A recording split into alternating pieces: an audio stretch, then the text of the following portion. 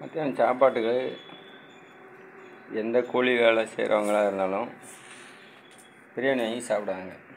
உங்களால் கோழி சத்து அது கூட முட்டையை வேற அவிச்சு போடுவாங்க கடைக்காரங்க.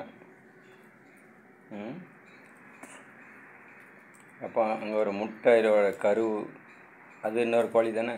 அப்போ 1க்கு 2 உயிரை நீங்கள் மத்தியானம் வேலைக்கு சாப்பிட்றீங்கன்னா பிரியாணி வேண்டான்னு சொல்லிடுங்க.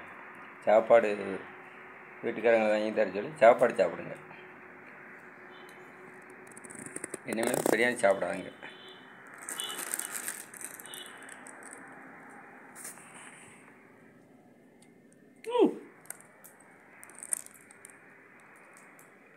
அதான் நாதாரி நீனே பிரியாணி தின்ட்டு இந்த வாரத்தை பேசிக்கிட்டு கலையுது.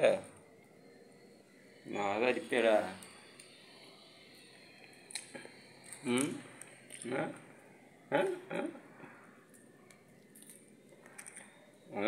பெரும் நாதாரியாக இருப்பான் உங்களுக்கு.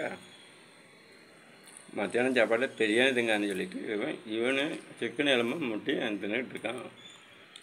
நாதாரி பேல